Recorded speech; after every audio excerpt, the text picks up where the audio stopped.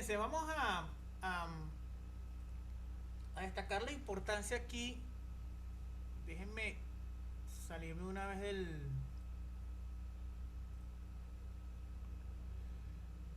Vamos a destacar aquí la importancia de la carga eléctrica como propiedad fundamental de la materia. ¿Ok? Aquí es muy importante, muchachos, tener presente lo siguiente, que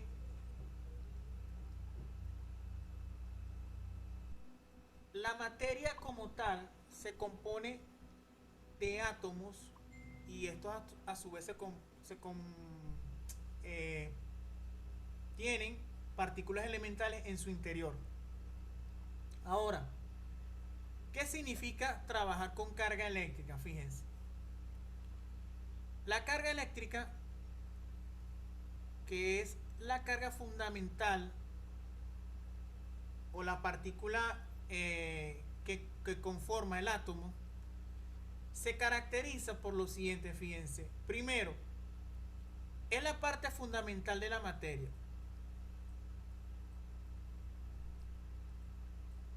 Pero parte fundamental de la materia a nivel eléctrico, ¿ok? No a nivel de masa, pues. Esto es muy importante. Ok, ya eso lo tenemos claro. Segundo, ¿qué describe exactamente la carga eléctrica? Bueno, la carga eléctrica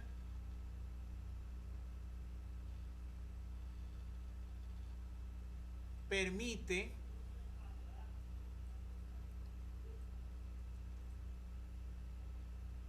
la interacción eléctrica entre cuerpos. Por ejemplo, yo voy a tener acá una carga eléctrica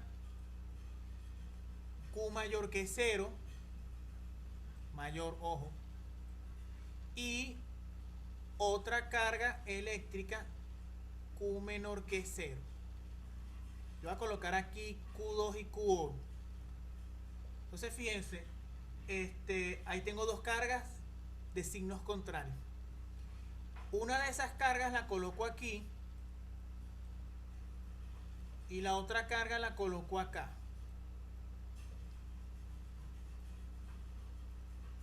Entre ellas hay una distancia de separación.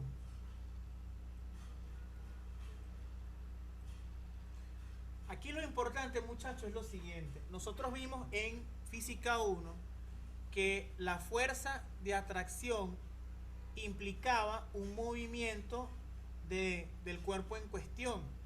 Por ejemplo,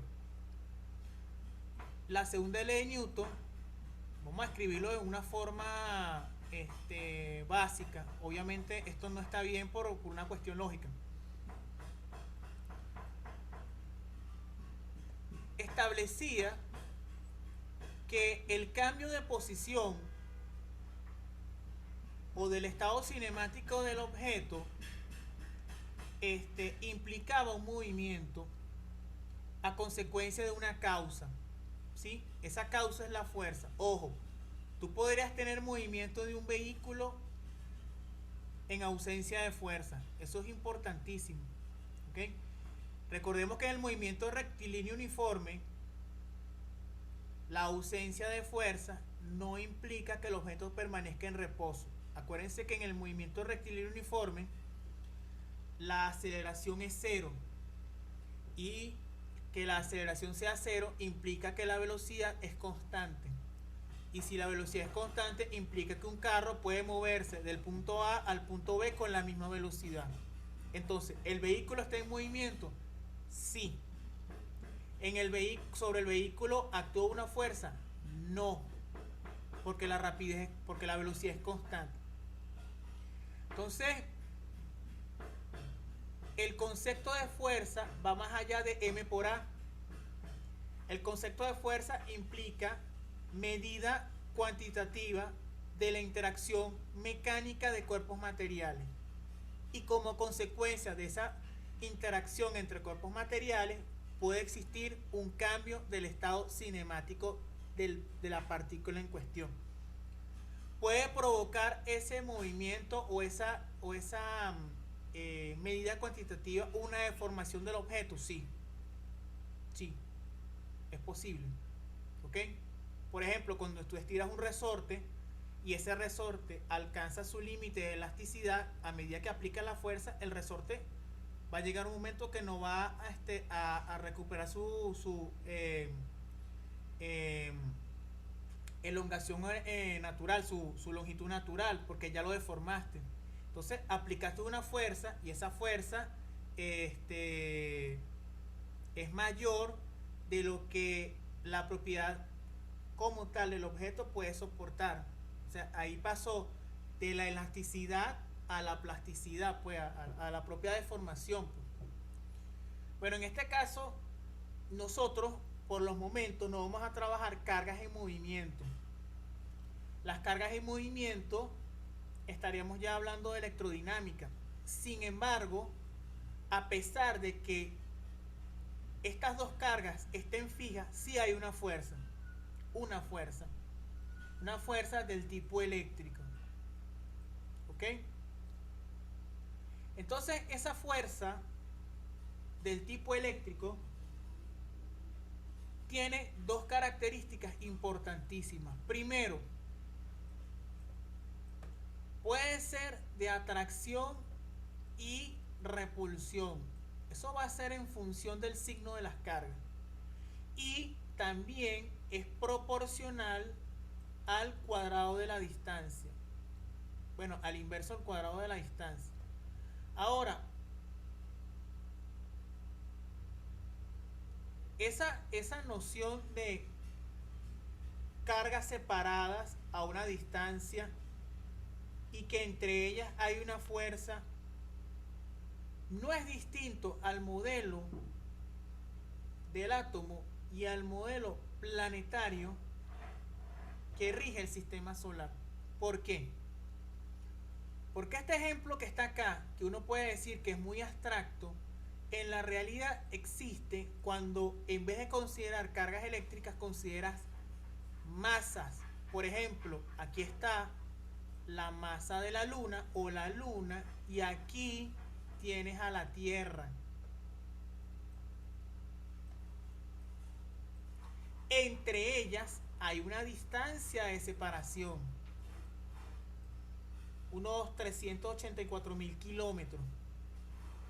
Entonces, la ley de gravitación universal establece que masa de la luna, masa de la Tierra, entre la distancia que la separa a ellas al cuadrado, es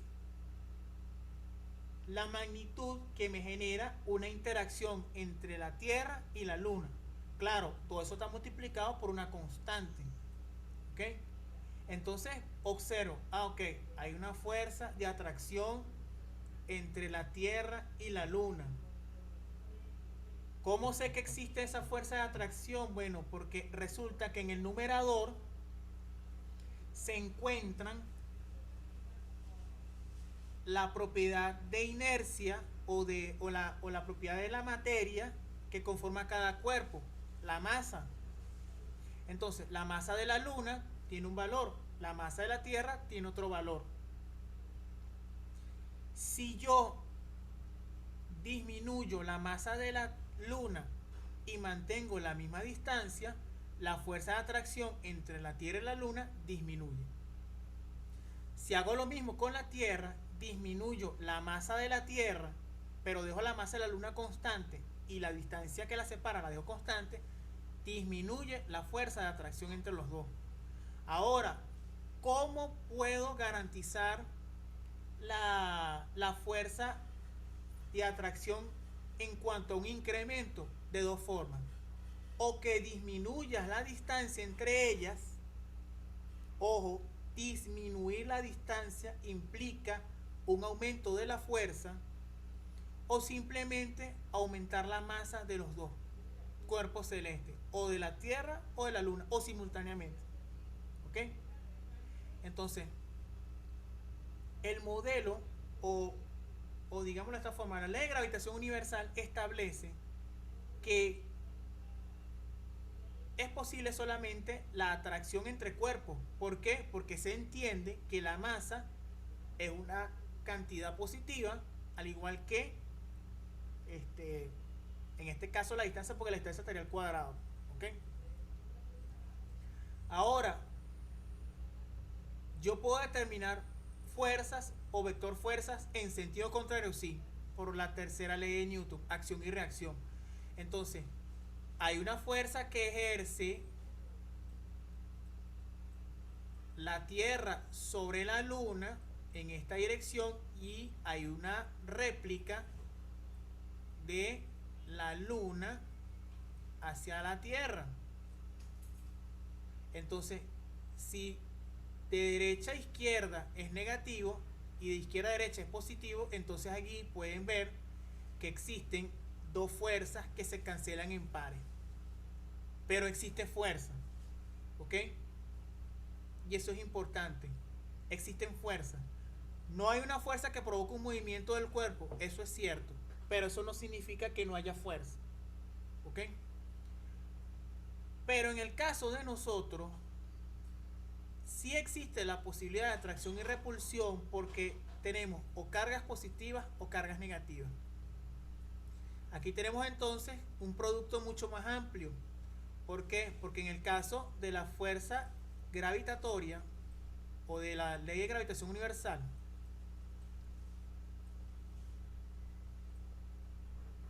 establece que la masa de la Luna y la masa de la Tierra son mayores que cero. Entonces, cuando multiplicas la masa de la Luna por la masa de la Tierra, siempre te va a dar mayor que cero. Ahora, ¿cómo garantizas de que una vaya en un sentido y la otra vaya en otro sentido? Bueno, simplemente por el vector posición. ¿Sí? Aquí pasa todo lo contrario. Aquí puedes tener atracción y repulsión. ¿Dónde deberíamos tener atracción? Solamente cuando los cuerpos eléctricos tienen cargas de signo diferente. Repito, cargas de signo diferente hay atracción. ¿Cuándo hay repulsión? Cuando las cargas tienen el mismo signo. Ojo, estoy hablando del mismo signo y no de la misma magnitud. Magnitud es una cosa y signo es otra. Magnitud es el número con la unidad correspondiente. Por ejemplo, 3 coulomb o 3 microcoulomb. Pero cuando yo digo menos 3 microcoulomb, ahí sí estoy diciendo que la carga es negativa. Entonces, ese modelo que trabaja inspirándose de la ley de gravitación universal es lo que se conoce como ley de Coulomb. La ley de Coulomb establece que la fuerza de atracción, ya voy a colocar aquí el vector porque esto es muy importante, entre dos partículas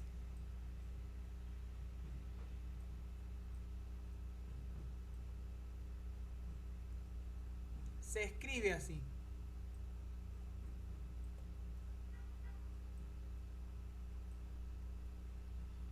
Claro, tú podías tener esta misma ecuación para la ley de gravitación universal. Lo único que tendríamos que colocar aquí es la flecha que indica una fuerza de atracción entre la Tierra y la Luna, y aquí debería un vector unitario. Ese vector unitario es el que lleva el techo. El vector posición se simboliza con esta flecha. Este es vector unitario. Hay que tener mucho cuidado con eso. Y aquí tendríamos una fuerza que va de la carga 1 a la carga 2. Yo puedo tener de la carga 2 a la carga 1, sí. Simplemente intercambio la posición de las dos cargas y obviamente aquí debe haber un problema o un detalle a considerar con la dirección de la fuerza. Porque recordemos que fuerza 1-2 vectorialmente es la misma fuerza 1-2 pero con un signo menos. Ojo, estoy hablando del vector, no de la magnitud. En cuanto a magnitud, sí es la misma. Es decir, esto.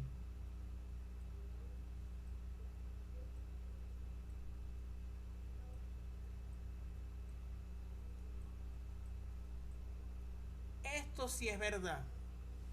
Pero cuando me refiero a un vector, por eso es que es diferencia elemental entre trabajar con escalares y con vectores. Aquí hay que tener mucho cuidado porque esto es así.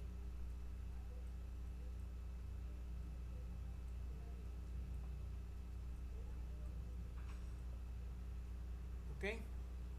Entonces hay que tener mucho cuidado, jóvenes, porque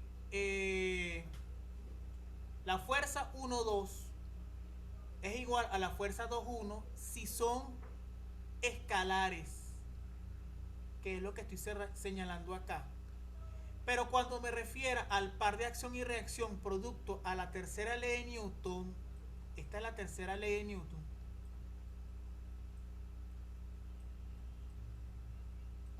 debo tener cuidado porque la fuerza 1,2 es la misma 2,1 pero con un signo menos, que es lo que se vio aquí con la fuerza de atracción de la Tierra y Luna y Luna-Tierra. ¿Okay? Las dos no pueden tener la misma dirección, porque si las dos tuviesen la misma dirección, les podría asegurar que el movimiento de la Tierra o de la Luna alrededor de la Tierra no podría ser posible, sino que la Luna vendría hacia nosotros. Y claramente eso no puede ser. ¿Okay? Acuérdense que a nivel planetario, muchachos, la cuestión es bastante llamativa, pero también tiene algo de misterio. ¿Por qué? Porque si existe una fuerza de atracción entre la Tierra y la Luna, que es la que hace que la Luna debería venir en la dirección de nosotros, ¿por qué la Luna no viene hacia nosotros?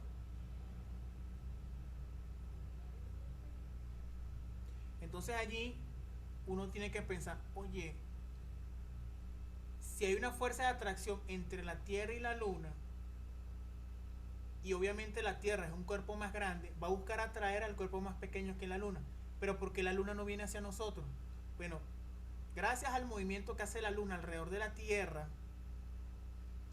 se crea entonces una fuerza centrífuga que compensa la fuerza de atracción entre la Tierra y la Luna. ¿Ok?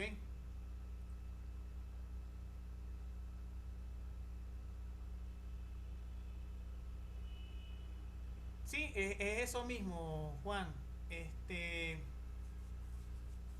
Si esa fuerza no fuera posible, esa fuerza producto del movimiento de la Luna alrededor de la Tierra, si la Luna estuviese quieta, obviamente la Luna vendría hacia nosotros. Si nosotros nos giráramos alrededor del Sol, nosotros deberíamos ir directamente hacia el Sol. Y eso es lo que ocurre en el átomo. En el átomo, los electrones giran alrededor del núcleo. Porque si no fuera así, entonces todos los electrones que están en las capas de valencia deberían ir directamente hacia el núcleo. Y si todos van hacia el núcleo, entonces no habrían átomos. Y si no hay átomos, no hay células. Y si no hay células, no hay materia. Y si no hay materia, no existe el universo. Entonces, esa respuesta sencilla a situaciones complejas de por qué la Luna no viene hacia nosotros es algo muy interesante. ¿Ok?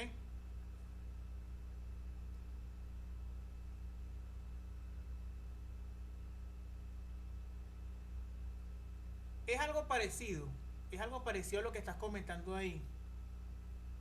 Es algo parecido a lo que estás comentando ahí, Juan. Eh, Hay ejemplos que podemos discutir en la medida. Por ejemplo, hay un ejemplo muy interesante porque nosotros tenemos atmósfera. Porque fíjense una cosa, las moléculas, los gases tienen masa, pequeña pero tienen masa. Entonces, ¿qué es lo que debería hacer la gravedad con respecto a un cuerpo que tiene masa? Atraerlo. Entonces imagínense qué pasaría si toda la atmósfera fuera atraída hacia el centro de la Tierra. No habría atmósfera. Seríamos como el planeta Marte. Ahora, ¿qué pasa? Existe un equilibrio hidrostático entre la gravedad y la presión. Entonces, la presión genera una fuerza en sentido contrario a la atracción gravitatoria, que es la que permite ese equilibrio hidrostático, que es el que tenemos ahora.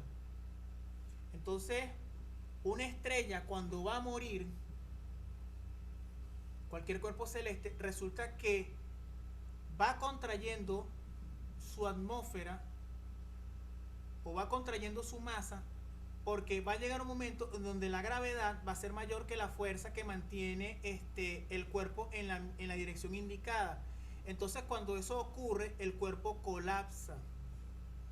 Y cuando el cuerpo colapsa, obviamente tiende a morir. O sea, la estrella muere.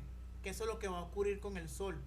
El Sol, cuando acabe su fuente de hidrógeno y la posibilidad de generar helio, entonces él se va a expander, va a alcanzar un valor máximo de radio.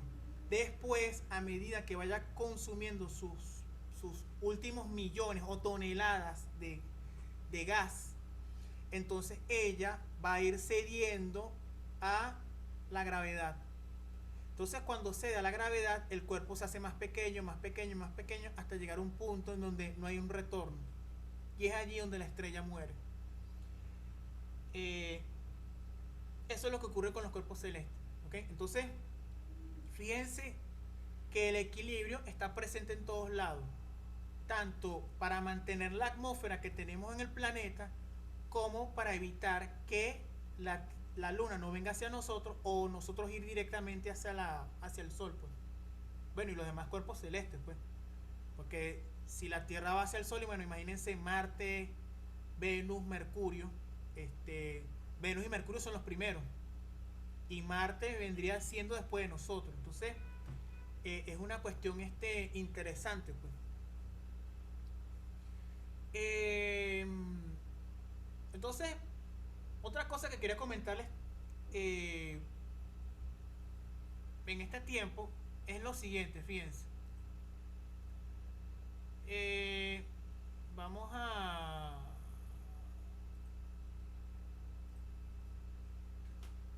Fíjense, cuando hablamos de electrización, muchachos, que es otra propiedad que tiene la materia, la electrización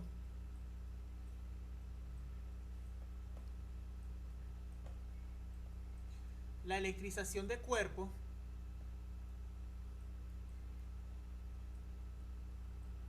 bueno, esa palabra suena muy raro, ¿verdad? Pero es así. Bueno, puede hacerse de tres maneras: por frotamiento, contacto o inducción. Frotamiento es sencillo: agarrar dos superficies diferentes y ponerla una en movimiento en sentido contrario a la otra. Eso podría ser, por ejemplo, cuando agarras tu mano y te la pasas sobre el pantalón, o agarras, qué sé yo, una lija y la desplazas sobre la madera, pues. Entonces, si tú agarras la lija y la empiezas a mover, ahí hay frotamiento, pues. Claro, pero en ese caso el frotamiento implica que el cuerpo, qué sé yo, por ejemplo, la lija transfiere electrones a la madera. Pero imagínense que en vez de ser madera sea un metal.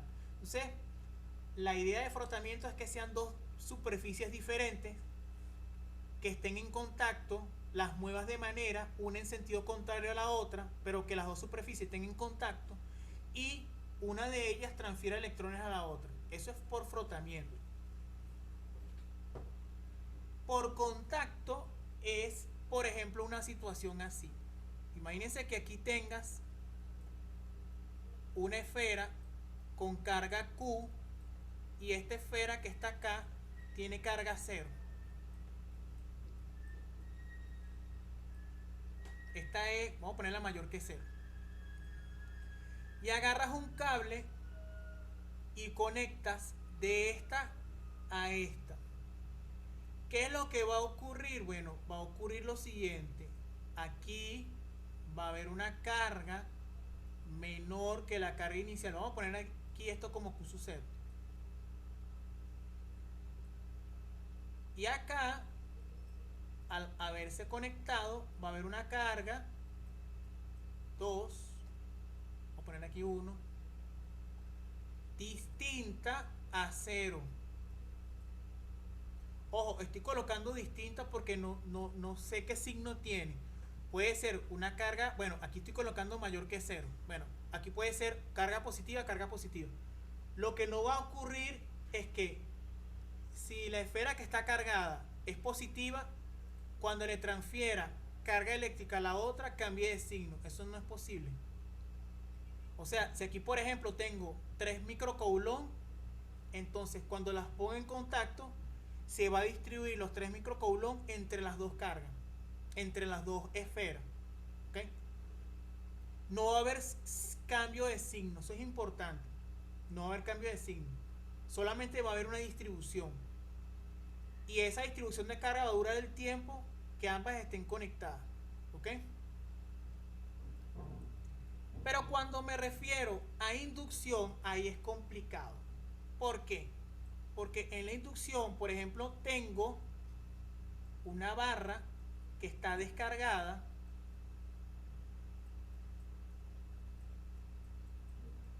y le acerco sin tocarla otra barra Q1, vamos a poner con Q mayor que 0, carga positiva. ¿Ok? Las acerco, pero no están en contacto las dos. ¿Sí? Si esto que está acá es carga positiva,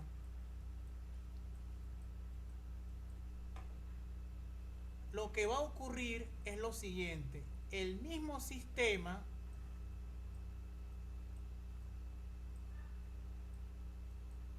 pero aquí se van a inducir cargas. Aquí se va a inducir carga negativa, carga negativa, carga negativa, pero aquí carga positiva, carga positiva, carga positiva.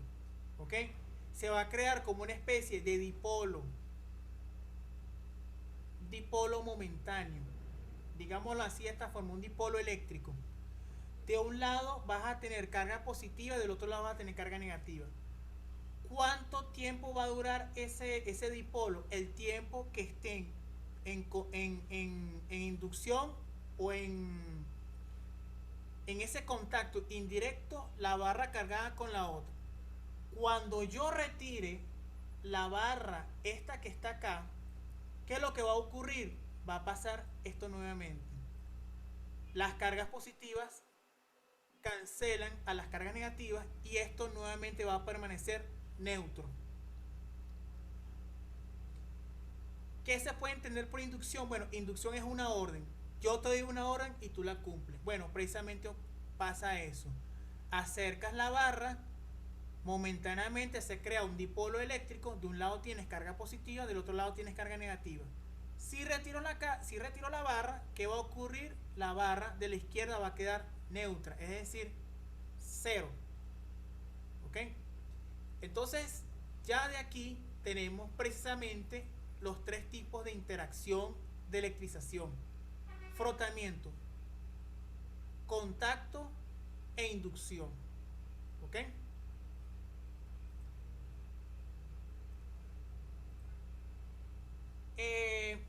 No me queda más tiempo, muchachos.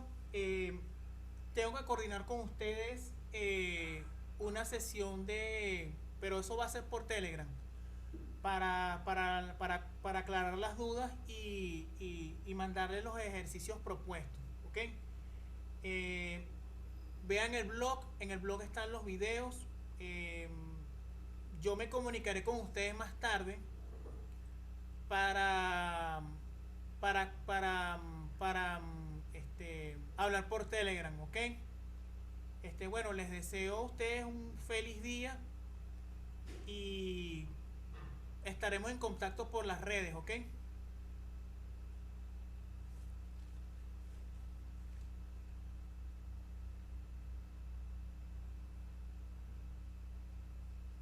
Les mandaré el link de los videos cuando se pueda. Estén pendientes. ¿Ok?